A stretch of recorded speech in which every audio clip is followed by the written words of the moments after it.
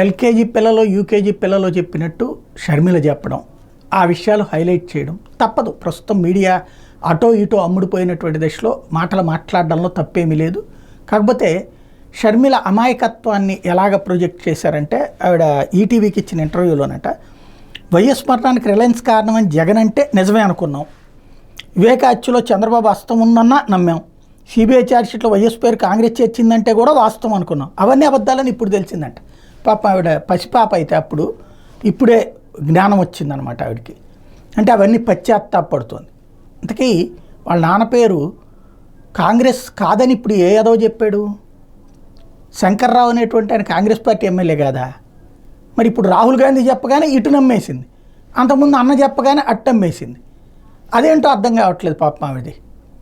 మరి అంతకుముందు అయ్యో మీ నాన్న అంటే మాకు చాలా నమ్మకం అమ్మా అనగానే నమ్మేసింది. అట్లా మీ నాన్న మీదన మీ అన్నయ్యే చెడగొట్టేశాడమ్మా అనగానే నమ్మేసింది.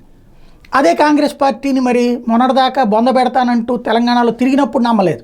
పోనీ ఇప్పుడంటే అనుకుందాం కాంగ్రెస్లో చేరింది కాబట్టి. మరి అంతకుముందు కాంగ్రెస్ పార్టీకి వ్యతిరేకంగా తనే కదా తెలంగాణలో పార్టీ పెట్టింది, వైఎస్ఆర్టీపీని పెట్టింది. అప్పుడు ఇవన్నీ ఉపన్యాసాలు ఎందుకు ఇచ్చింది పోనీ నమ్మడానికి? అంటే రాహుల్ గాంధీ ఆమెకి పాఠం నేర్పారా?